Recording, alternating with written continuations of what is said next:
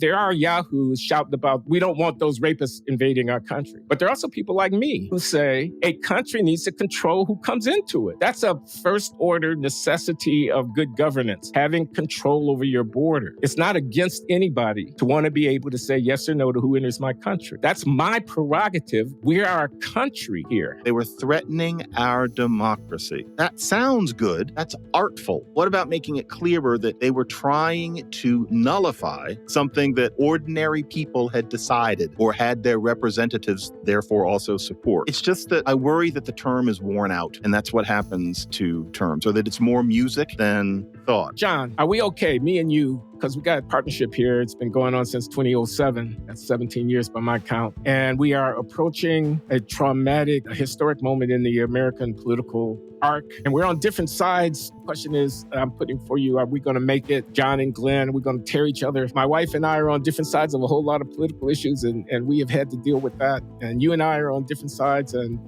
I just want to know we're okay. Do we need counseling, John? Hello, everybody. Pardon me for that Biden-esque slur. Hello, everybody. This is The Glenn Show. Glenn Loury here, Brown University and the Manhattan Institute with John McWhorter, who is at Columbia University and the New York Times. We're The Glenn Show every other week. John and I talk. And we're talking this week in the aftermath of an assassination attempt on presidential candidate and former President Donald Trump, in the aftermath of the Republican National Convention, which just concluded, nominating Trump, and J.D. Vance, his selected running mate for the Republican ticket. In the aftermath of the ongoing kerfluffle within the Democratic Party about the candidacy of Joseph Biden, with an increasing number of elected officials and prominent people in the party, donor class people and so on, making it known that they prefer if President Biden were to step aside, with the question of how the party would then find a nominee and so on. Aftermath of all these events. And so we're going to talk about them, if John is willing. It's been a rather remarkable week, hasn't it? So where do we start? Well, Trump was almost shot in the head, man. A millimeter difference, and Trump would have had his brain fried by an assassin's bullet. And that's the country coming within a hair's breadth of a tragic and catastrophic, frankly, politically catastrophic situation. And that's worth remarking upon. Yeah, it is. Talk about the contingency of social history. That came, alarmingly close to happening. And I think I should actually take this opportunity to say something that we only discussed during the Q&A for the bonus segment. And so a lot of people who watch us and listen to us have every reason to not know that we talked about this. But before the attempt on Trump's life, and I have to specify, it was before that, I had said to our audience that I really apologize for what I said about, almost wishing that what. And, I was telegraphing something. But I did say almost, because it is almost. And in what I said for the Q&A segment, I said that is without a doubt a really small aspect of who I am, and that I know it. It's not something that I'm proud of. It's not something that I try to reinforce. And the most important thing is, I shouldn't have said that in public.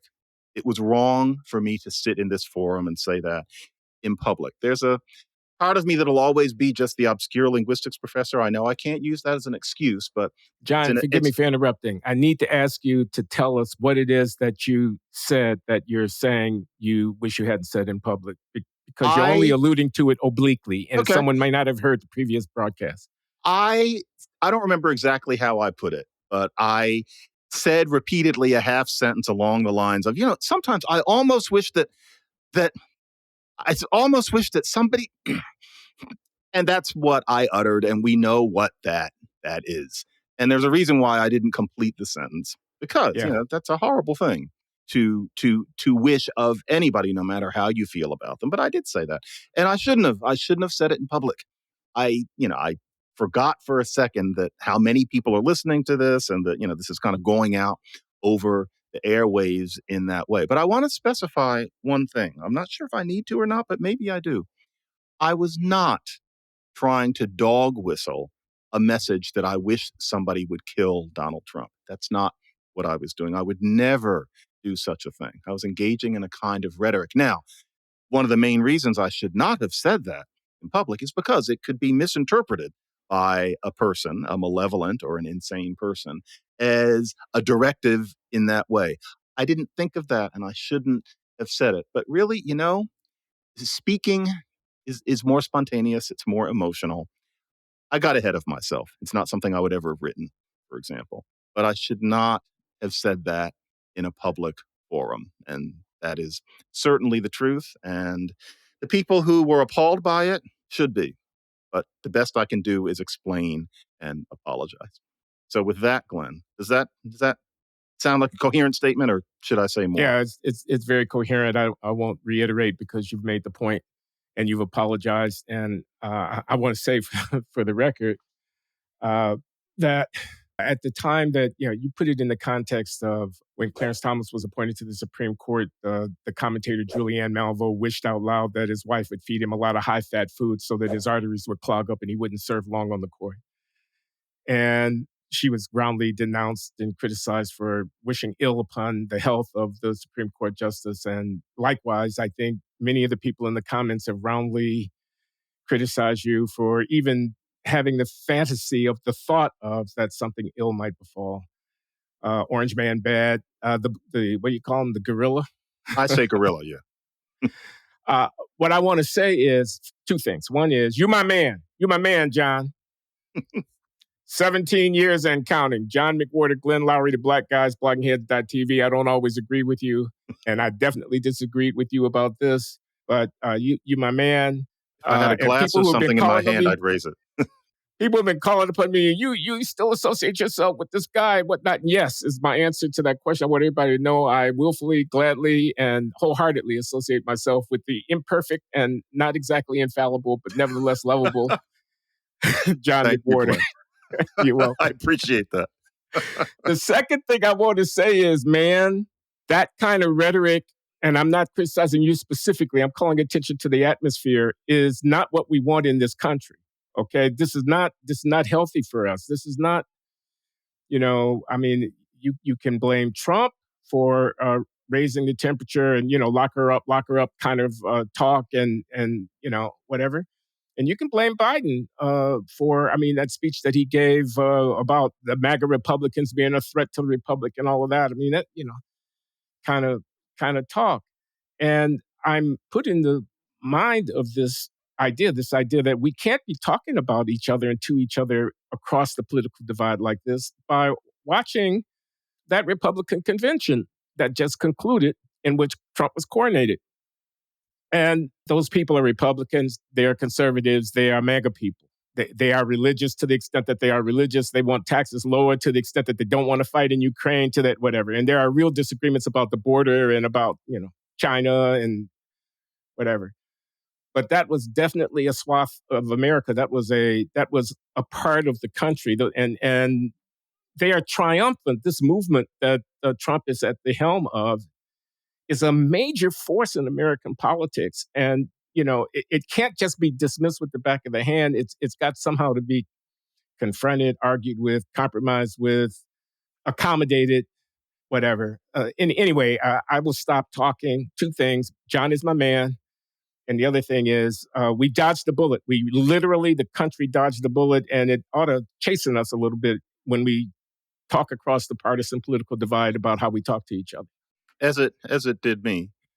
Glenn, I wanted to ask you something, because you often, the smart take these days from people on, maybe the center left or the center, is that we must take seriously this MAGA ideology and its effect on so many people. And, what everybody's thinking now, including more and more Black and Latino people, pumping their fists along with everybody else.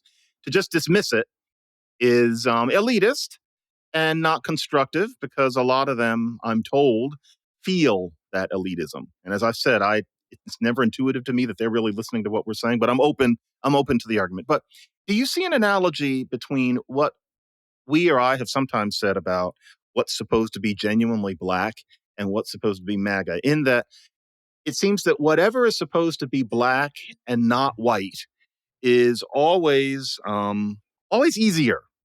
And so the idea is, well, Black people don't have to get the exact answer in math. Black physics is going to be intuitive. It's never that the Black version is harder, except maybe with elaborate rhythm. That's literally the only thing I can think of. Everything else, Black is easier. MAGA is easier. And so it's easier to think, let's get out of Ukraine because it doesn't look like they can win. And why do we care anyway? And well, Putin at least has a certain charismatic power. It's easy to say lower taxes and then to have a certain, if I may, and this is more your department than mine, a simplistic sense of how economics works. I did it very quickly. It's always easier. And I wonder if there's a polite way to address the MAGA idea where it seems to me that the idea from the Biden world is a little less intuitive, but perhaps more constructive in the long term than this MAGA notion of keep all these filthy people out, lower taxes, et cetera. You notice that MAGA is easier? That's what worries me about these things. That's interesting. I don't think I agree. I think I understand. There's certain simplistic certitudes and nostrums that can coalesce into a full political program that people will find it attractive to get behind. Waving that banner of Black Lives Matter and structural racism with the balled up fist of nothing has changed since 1863 and America is a racist country is an easy response on the part of African Americans, those intellectuals and activists who take that posture, to the complex problems of persistent disparities and underrepresentation and poverty and homicide and whatnot. They take the easy route. The harder route would be the engaging with the complexities and recognizing the necessity to make certain kinds of choices and to affirm certain values, even though they might be uncomfortable, like you need cops in the cities to maintain order, or like meritocratic standards are something that everybody has an interest in preserving. And you have to do the diversity problem within the constraints of maintaining meritocratic standards. And you don't want to reify race too much. So there's a complex take on race, and there's the simplistic take on race. The people with three names take the simplistic route. Smart people like me and you take the complex route. And now you're trying to make an analogy between that, where I agree, we're smart and we're right. And you're saying that substitute for the Black, pat, easy structural racism solution, the MAGA, populist, America first, a kind of Trumpian vision. And you're saying that is too easy by half, too easy on the immigration question, too easy on the foreign policy question, too easy on the economic question. And they're getting behind nostrums that are easy to convert into bumper stickers, but that are not serious engagement problem. What do I think about that? No, I don't agree. I think, let's be concrete. You wanted to take Ukraine. We could take Ukraine. I'll admit to listening to people like John Mearsheimer, the political scientist at the University of Chicago, who talks about. I'll admit to listening to people like Judge Andrew Napolitano, the podcast guy who's a relative conservative. He has people like Mearsheimer, people like Jeffrey Sachs, the economics professor at your Columbia University, who is very skeptical about Ukraine. What they say about Ukraine is we push NATO up to Russia's border. Putin told us that they wouldn't live with that. They are a superpower who have to be reckoned with in the modern world. We wouldn't allow it on our border. And they have a long story, and it goes back to overthrowing governments in Kiev and all of that. And I'm not an expert, but bottom line is Putin ought to have been accommodated. When he put his foot down, we ought to have stopped short. We didn't. In a way, we provoked this war. It's a war that we could never win because structurally, Russia is 5 or 6 times as big a country, and it's got a manpower and an industrial capacity thing, and blah, blah, blah. It's become a war of attrition. It's a war of attrition that Ukraine is losing. We basically put our head in a noose with the threat of escalation to the potential use of nuclear weapons, and it's not a confrontation that we need or whatever. So that's a take on Ukraine. I don't think there's anything, it might be right, it might be wrong. It's the kind of take that a guy like Mearsheimer or a guy like Jeffrey Sachs and many others are putting out there. I find that there may be some merit in it. Certainly the claim that we can prevail in this war of attrition with Russia is becoming less and less credible. certainly the certitude that we brought to, well, we're going to put sanctions on Russia and we're going to cripple their economy. The ruble will be worth nothing and Russia will be a bankrupt basket case in short order has proven to be untrue. It does look like Russia and China have grown closer together as a consequence of reactions to events that we are instrumental in perpetuating in terms of the conflict that has ensued in Ukraine, et cetera. I don't see that as in any way analogous to an under theorized, overly simplistic, pat account. It's an account. So, I would offer that as point. And now just say one other thing about the border. Yeah, there are yahoos shouting about, we don't want those rapists invading our country. But there are also people like me who say a country needs to control who comes into it. That's a first order necessity of good governance, having control over your border. It's not against anybody to want to be able to say yes or no to who enters my country. That's my prerogative. We are a country here. I find that to be a very clear, compelling first principle from which one could develop a critique of the Democratic Party's reaction to the problems of immigration and support for at least some of what the MAGA people want to do at the border. They want control over the border. They want to know who's coming into their country. I think that's a reasonable position. I don't see that as being analogous to structural racism simplicity at all. So that's what I'd say. I hear you. And of course, there are principled arguments for not supporting Ukraine here for the long term. I fully get that. But as you're implying, the easier view, the bumper sticker view, is what the fuck are we paying, them for? They're losing. Fuck it. That's easy, and it's America first-ish and a little bit xenophobic. That's not Mearsheimer, no, but that is an easy way to feel. Or with immigrants, you have long, had a sense that we need to have a real discussion about immigration. You are hardly alone in that. That view goes, quite left of center in the intelligence sense, but there can also be get those filthy people out of here who come in and they're illegal and they do this and they do that. And that is again that's the bumper sticker, and it seems that so much of the MAGA position is reducible to that sort of thing. Whereas, for example, racism hasn't changed since 1963 or even 1863. Yes, there are plenty of people who are saying that. And yes, it's hopelessly oversimplified. It basically is a way of refraining from grappling with the complexities of reality. But the thing is, even among the people who say that, they seem to have a certain awareness that people need to be carefully taught that, to use the phrase carefully taught in a way that it wasn't originally. You have to be carefully taught that racism hasn't changed because obviously it has. So you're supposed to read certain books written by the three named people. You're supposed to listen to MSNBC. You're supposed to, quote unquote, do the work in order to understand this. Now, the idea that racism hasn't changed and you don't have to back it up, you're just kind of grunting it out, that doesn't lend itself to a bumper sticker as much. It seems that what the left is going for, even if it is oversimplified, the idea is that you are supposed to do some work in order to pretend to believe this oversimplified nonsense.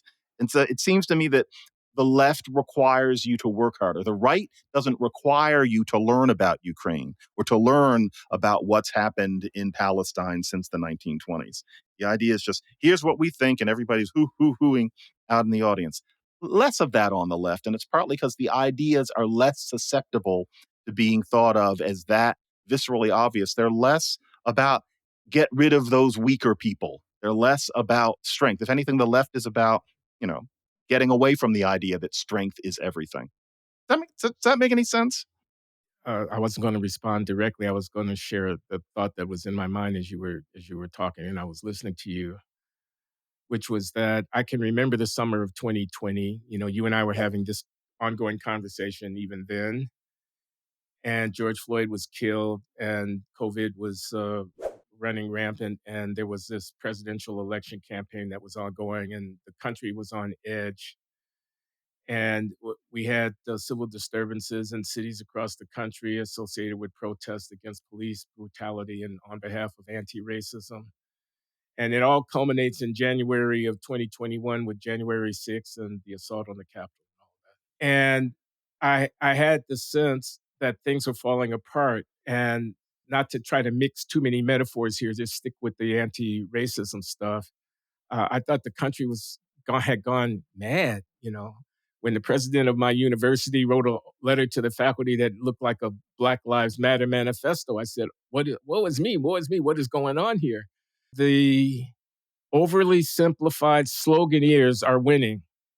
They are controlling the narrative and the discourse, and it's to our discredit. I wonder if the thought I had was, do you have that feeling about what's going on right now in 2024 with respect to the ascendancy of MAGA, or however we're going to end up saying it? Because we're going to be saying it a lot, because you got a lot of people saying, in effect, with Trump surviving that assassination attempt and with his heroic fist pump and shouting, fight, fight, with blood streaming down the side of his head and an American flag unfurled above him. I mean, in real time, it wasn't a Hollywood set. It was the real thing happening in real time. And then riding this wave through the convention, ahead in the polls everywhere, the Democrats in disarray, going to replace the sitting president of the United States as their party standard bearer, a heartbeat away from, a moment away from when the election is actually going to take place. It looks like Trump is cruising here to a potential landslide electoral victory. Of course, we still have some months before the election. We'll see what happens. But I'm wondering how it makes you feel. Does it bring any echo back of how you might have felt amidst the craziness of the summer of 2020? And, I guess it gives us something to talk about here. What a good question. Yeah. Obviously, I don't like it. I think that the MAGA ideology tends to make us settle for the lesser and easier aspects of our nature without without hesitation. The idea is to uncensor yourself, when a lot of the censoring is what the left is all about. And of course, the left got overly prosecutorial and punitive about that, especially in early 2020. And for a while, it did look like this pitchfork DEI ideology was going to take over. And frankly, it pretty much did in the arts and academia, I'm afraid. But in terms of the real world, it didn't hold, because all that work you're supposed to do to believe all of these things about, balkanizing white people from brown people, and, balkanizing brown people within that group, and redefining what we think of as merit, and pretending that people need to be fired for things that can be construed that they said wrong. All of that, one could have known. We even could have known in, say, April 2020. This has about 2 years. People are going to come to their senses. Or I don't know how we could have foreseen that a lot of that had to do with being stuck inside and with the mechanisms of Zoom and Slack, and that once people came off of those after the pandemic, real life was going to start again. But it seems to me that the MAGA idea is the sort of thing that can hold on longer, because it's just, and I'm not saying that everybody who adheres to this is not smart, but it's just that the ideals that you're encouraged to jump into are all about, oh, thank God somebody is going to allow us to say it. And you shake your fist and you fight, fight, fight. Don't we all love to fight, fight, fight? Especially men. It's just, it's unsavory. And yeah, you're right. I'm ready. I was telling my kids just this morning, that Trump person you remember, he's going to be president again. I can't see it in any other way. Although, something I don't hear people bringing up, and this is just me venturing something. Let me tell you about Ground News. It's a website and app that I use to stay better informed. They gather articles from over 50,000 news sources around the world and can help you read between the lines of media bias and break free from algorithms and echo chambers. Go to ground.news/Glenn Show to see how it works. One of the features I find incredibly useful is the blind spot feed. It shows you stories that are disproportionately reported by either the left or the right.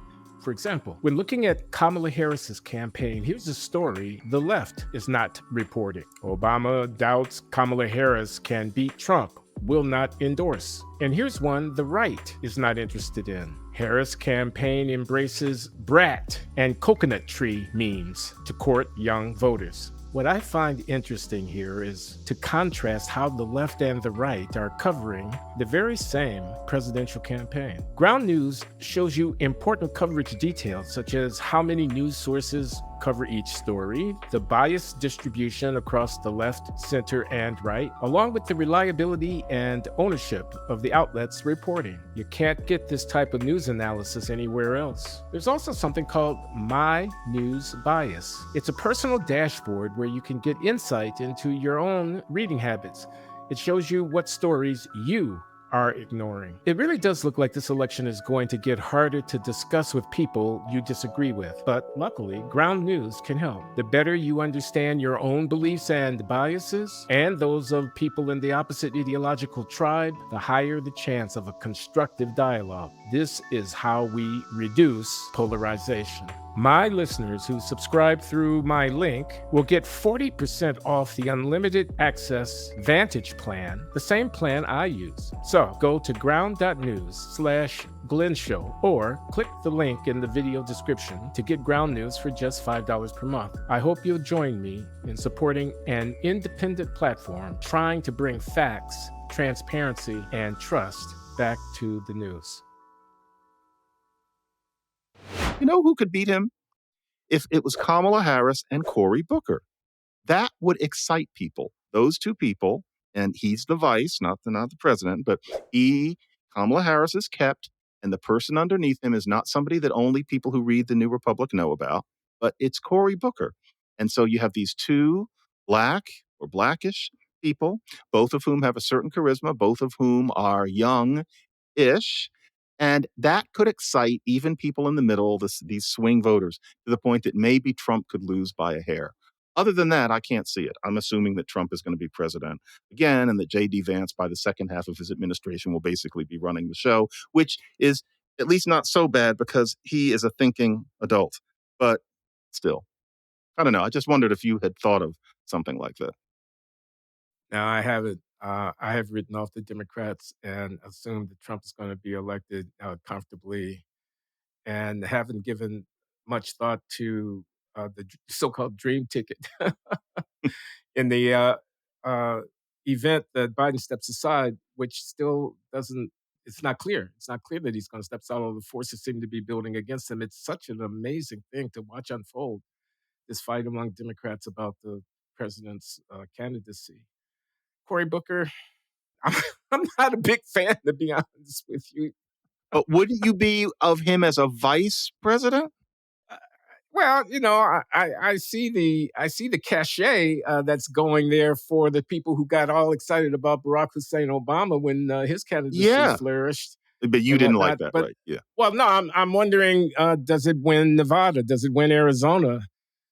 Does it win North Carolina and Virginia? And what does it do in Wisconsin, Minnesota, Michigan, Pennsylvania?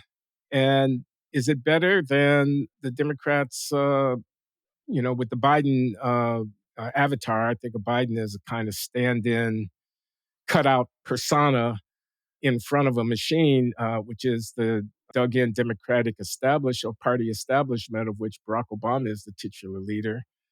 And they need somebody to put in front. And it looks like Biden has outlived his usefulness. And so we need new avatars.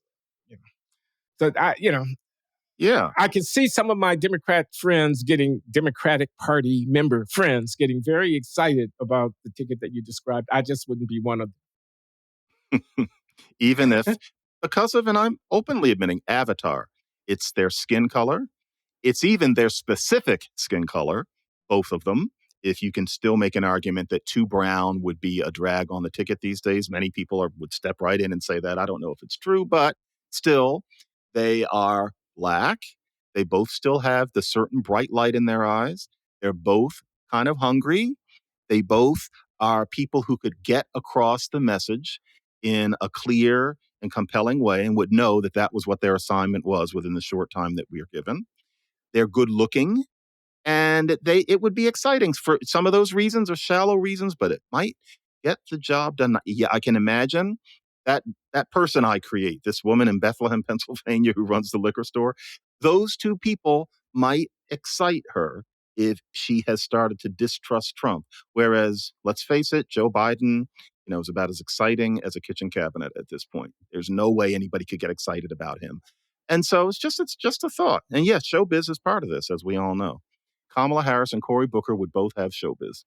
So, Now, what about the iconic, heroic narrative that Trump now has of near death experience and coming out to be evidently the providentially anointed representative of something that's real in American politics, this populist sentiment that he somehow, I mean, blue collar union members are voting for Trump, man. I mean, the Democrats are fighting to hold on to the endorsement of the United Auto Workers and the Teamsters and stuff.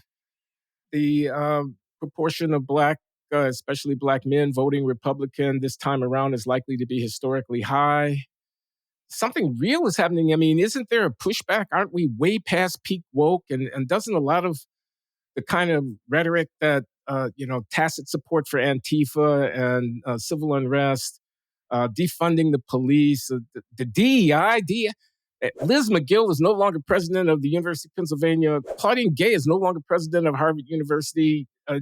The sentiment of the country seems to be moving away from the progressive left of the country. Who is the guy? Jamal. What was the guy's name? Bowman? Was that the Jamal Bowman, Rob? I think we mean. Yeah, didn't he? Wasn't he unseated? Anyway, my bottom line was sentiment in the country seems to be moving away from the left and toward in important constituencies and toward a good deal more support for the Republican Party and for Donald Trump specifically, and that needs to be taken on board. Well, I just wonder, and I'm open to correction. Is there evidence that the attempt on Trump's life has made a significant number of voters decide to vote when they had actually planned not to? Like, it's one thing that it makes him even more of a hero among his base. It's a large base. But is there anybody who watched that and thought, okay, I wasn't really going to get up and go vote for anybody, but now I'm going to go vote for him? And I assume that there are such people, but I wonder if there's a critical mass. And then in the meantime, yes, in many ways, the country is moving away from, DEI, as we call it. And yes, Harris and Booker are people who are very much into it when asked to speak their views on it. But, the black guy who's going to vote for Trump because Trump represents energy, Trump represents charisma, and they don't read the New Republic. They're very intelligent people, but they're not policy wonks, and they figure they want to vote for somebody who's going to be strong at the helm, and that's obviously not this elderly man who's clearly beginning to enter senility. And I hate to say that about Biden, but that's clear that that's what it is. He has his good days and his bad days, but watching even just how whenever he's about to recite something about policy that involves a list or too many numbers, he pauses and then says, well, anyway, that just Yeah. won't do. And so, no, you might want to vote for Trump anyway, but suppose you had these two shiny, happy black people on the ticket and they were saying some of the right things and they're pumping their fists too.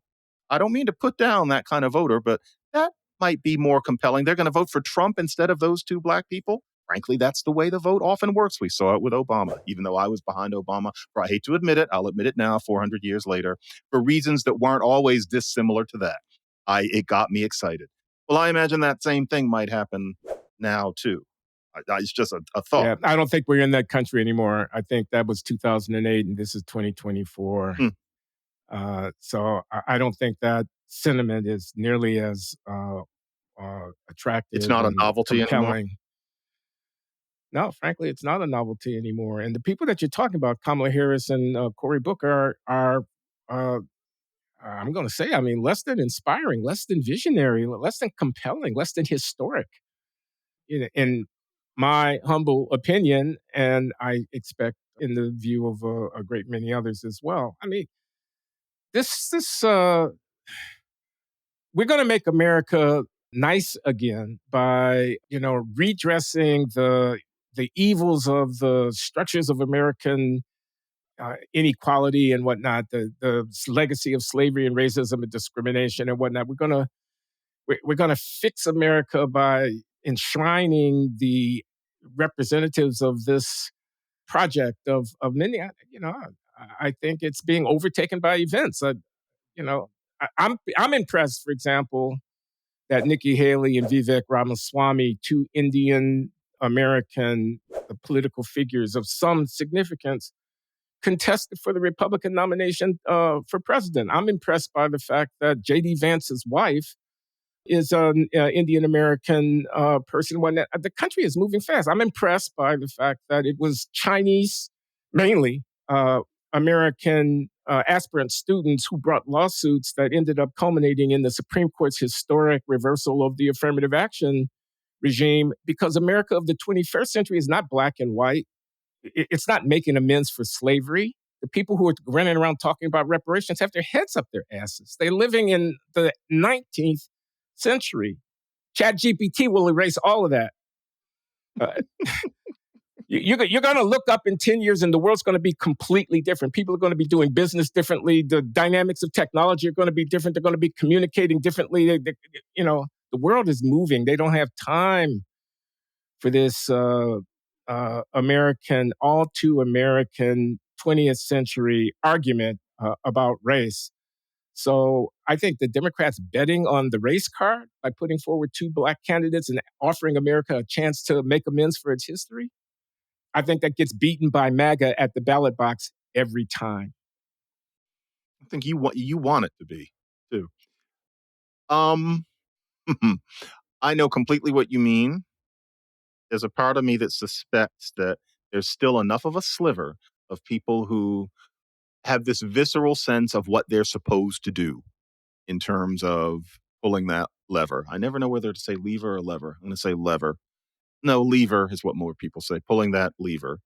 And I don't think that Black America has run beyond that very natural sense of fellowship that would be there. Not to mention that Kamala Harris is female. That's important. That would also be seen as, making up for what happened to Hillary Clinton. It would excite people who otherwise weren't going to go out and vote, is what it seems to me, and maybe would make a difference in especially Michigan, Pennsylvania, and those states. But no, I of course have no crystal ball. And what you're saying about how in 10 years, artificial intelligence in particular is going to render this whole routine of we Black people have our hands out waiting for reparations and Jim Crow and slavery to be redressed. That's going to be an increasingly tattered kind of argument. Yes, that explicit sort of thing. But the sense that the good person has to at least pay lip service to a certain allegiance to brownness over whiteness, I feel that. I feel that in all of the settings that I occupy, which of course is but a sliver of the United States. But among educated white, as in white people of all colors, I feel it. Maybe I'm just being hopeful, though. I am fully expectant that the next president is going to be Donald Trump. And contrary to these accusations that I have Trump derangement syndrome, I don't. I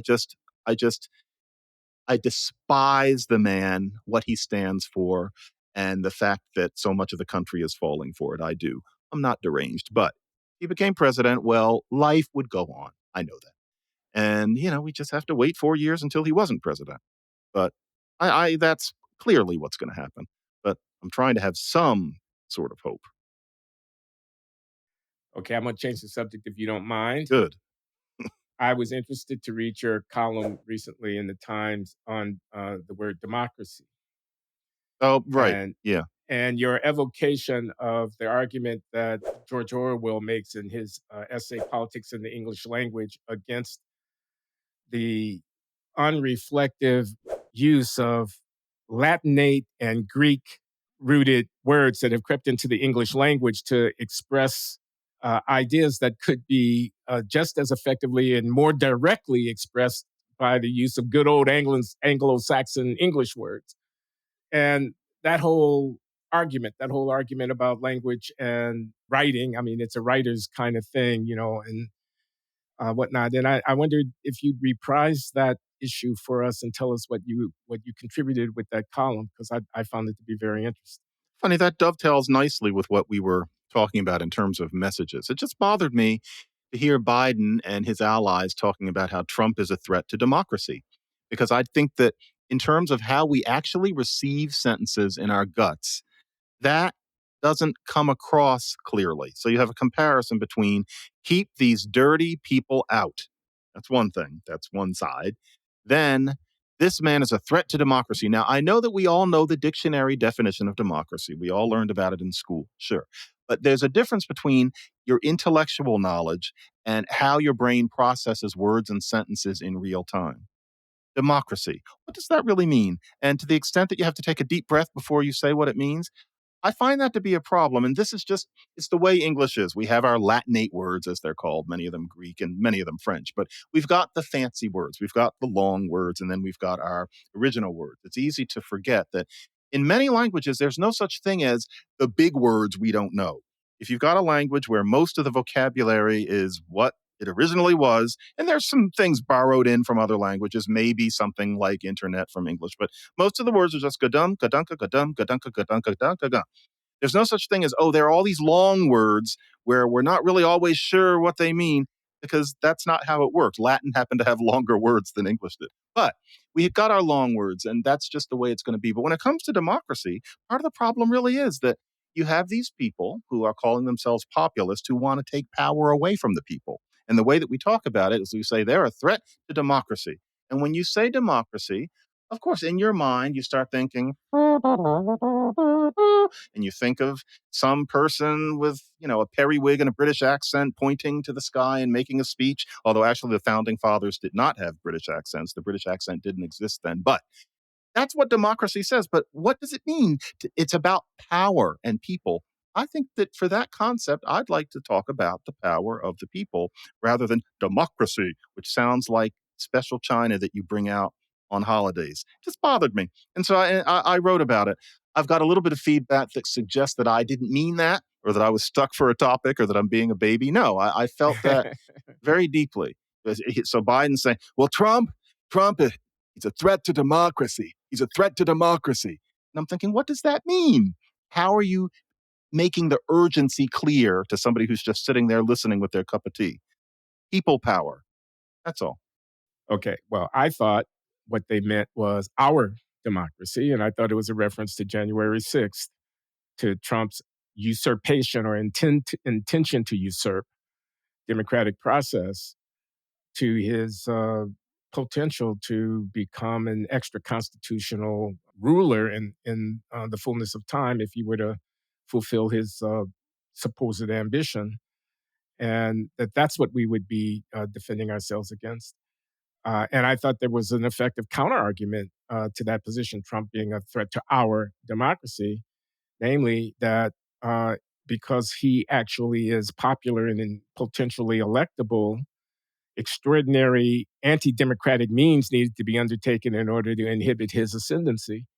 The lawfare bringing of suits under, pretense and relatively flabby legal argument in order to hamstring him, and the various other anti-Trump activities that have been undertaken since he emerged as a force in American politics in 2015-16. That was anti-democratic stuff, and in fact, it's the will of the people potentially being expressed through a Trump ascendancy that is the great threat to the establishment and the deployment of extra democratic means to prevent that. That's what I thought. And I didn't understand this wordsmith stuff. I mean, what is democracy? What's the plain spoken, non Greek oriented word that we would use instead of democracy to talk about governance by the people? I think that's what we mean, right? The Right. majority rules. And not governance, power. So the idea, because governance is another one of those words, but you can't get rid of, frankly, any of them. But what you say is that that insurrection was an attempt to take power away from the people.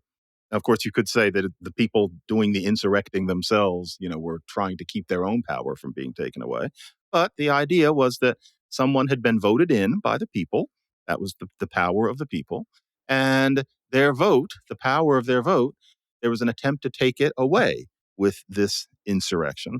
And so they were threatening our democracy. Well, that sounds good.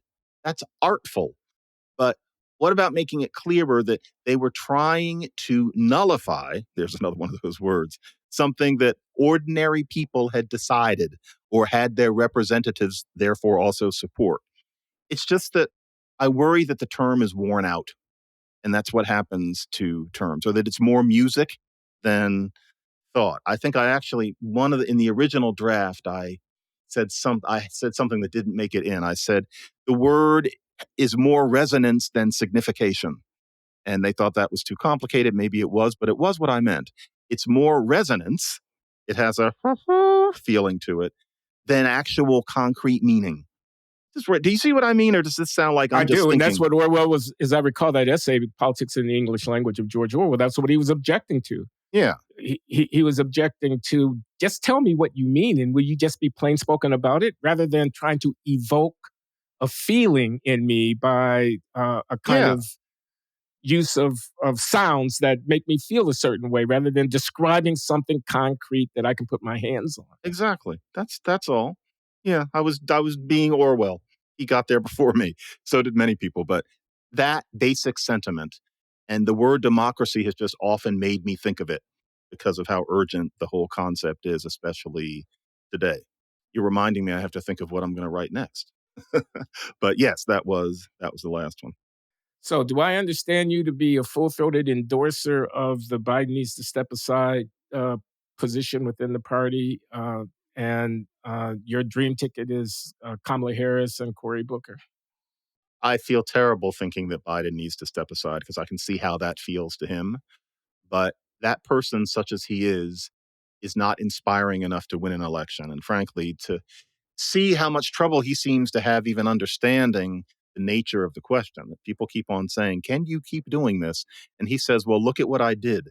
And again, people say, what about, can you keep going ahead? And he keeps saying, who else could have done this? You worry that he genuinely doesn't understand or that it's taking him effort to understand it? No, he can't. He can't win with him. It's too bad. He passed a certain point about a year ago that, and a little early. I mean, that doesn't always happen to people that early, but it clearly happened to him. It's not going to happen to you, for example. You're not going to be like that at 81, but some people are. And no, he can't win. What do you think? Do you think that it's obstreperous to be asking him to step down? I have a friend. His name is Larry Kotlikoff. He has a Substack. I forget what he calls it exactly, but Larry Kotlikoff at Substack. Kotlikoff. He was the best man at my wedding. He's a guy I've known for 30 years. My wedding to my lovely wife, Lawan. The epithet. Yeah. So Larry writes, he says, after Biden's stubborn persistence in the wake of the disastrous debate performance, he says, Biden is starting to show himself to have some of the same flaws as Trump, two in particular: lying and putting his own interest ahead of that of the country. As for lying, the claim that I'm still as sharp as a tack is an obvious misstatement of the truth, given the facts that are before my very eyes. Biden is not the Biden of 5 years ago, certainly not the Biden of 10 years ago, and God knows who he's going to be in 3 or 4 years. As far as putting his interests ahead of the country, Trump is a disaster. This is Larry. This is not me, but you'll be friendly to the sentiment. Trump is a disaster. We can't let this guy become president. Obviously, you're unfit to be an effective candidate against him because you can't put two sentences together. Step aside and let somebody who has a chance of stopping this guy get in the arena and try to stop this guy. And to not do that in the interest of, it doesn't look good on your resume, is Trumpian in its selfishness and whatnot. And I read that and I thought, well, Larry, I think you probably have a point. Yeah.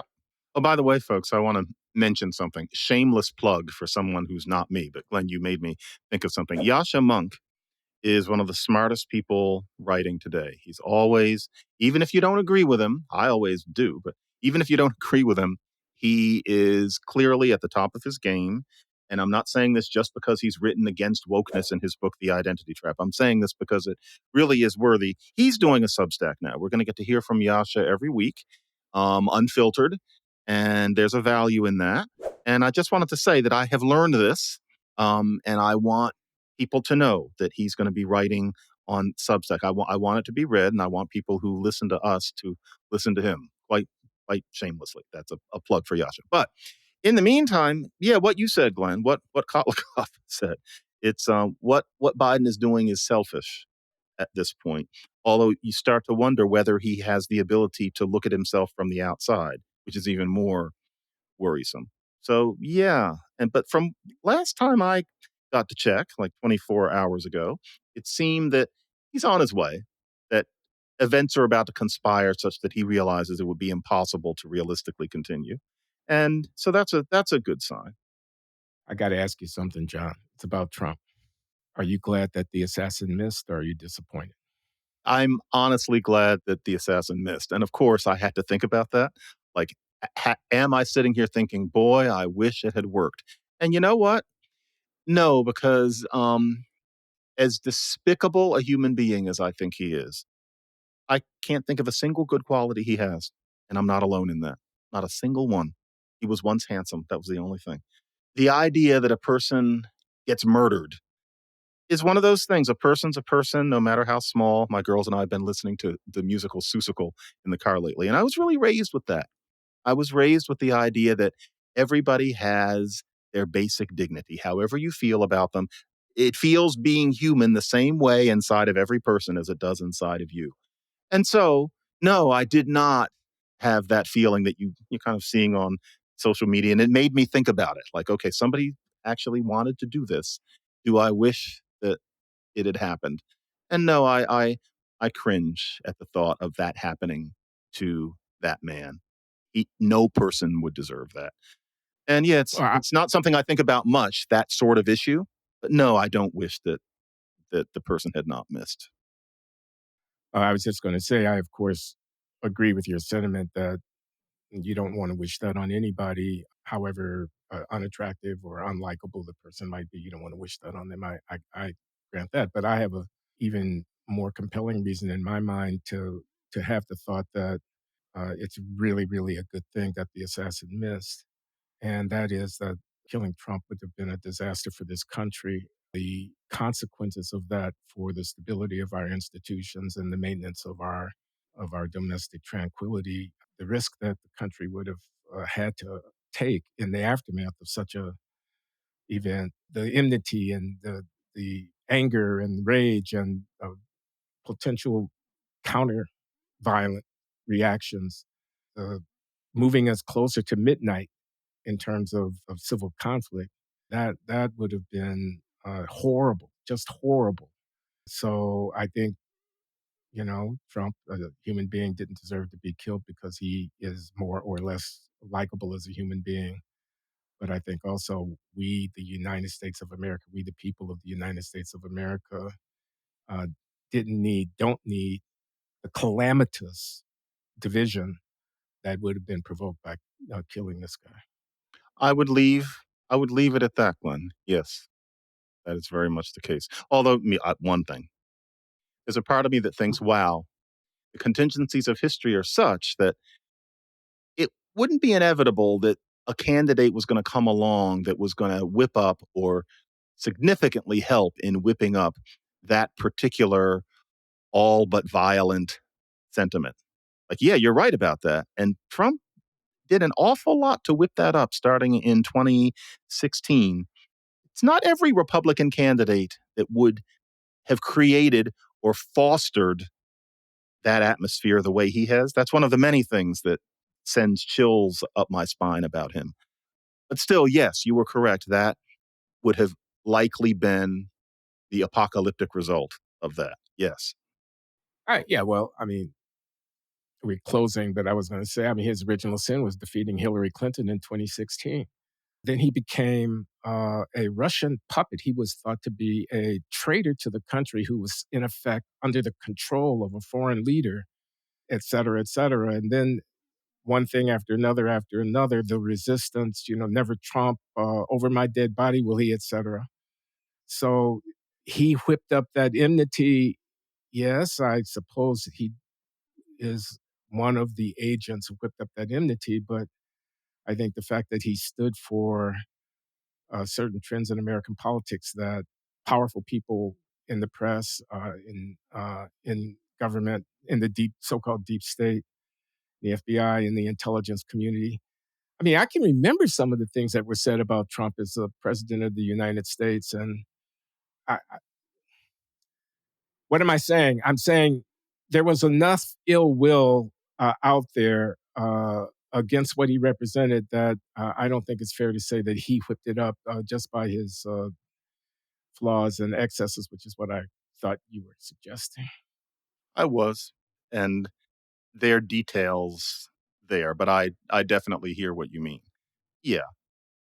Okay, so final word, John. Are we okay, me and you, because we got a partnership here. It's been going on since 2007. That's 17 years by my count. And we are approaching a traumatic uh, moment, a historic moment in the American political arc. And we're on different sides, kind of. I'm not declaring myself a Trump voter, but I have declared myself somebody who can't bring himself to support Joseph Biden for president. And I'm less than enthusiastic about some of the alternatives on the Democratic side. And I may end up third partying it. I may end up sitting it out. I'm not saying right now. But are we okay? The question is, I'm putting for you, are we going to make it, John and Glenn? Are we going to tear each other? You know, my wife and I are on different sides of a whole lot of political issues, and we have had to deal with that. And you and I are on different sides, and, you know, I just want to know we're okay. Do we need counseling, John? We don't need counseling. It's because I'm not deranged. I mean, I come from the era when many of my best friends were, voters for G.W. Bush, and I fully understood their humanity, et cetera. And in this case, there are different reasons for voting for Trump, and there are different reasons for not voting for a half-dead Joe Biden, or even a superficially attractive Harris Booker ticket. I understand those things. No, I get it. I fully get it. And once Trump's in, my job is to basically just wait it out, not to walk around screaming, not to walk around pretending it's worse than it was because I don't have anything else to do, because it makes me seem important. I'll keep it together and look for some of the better things that happened by chance under his watch anyway.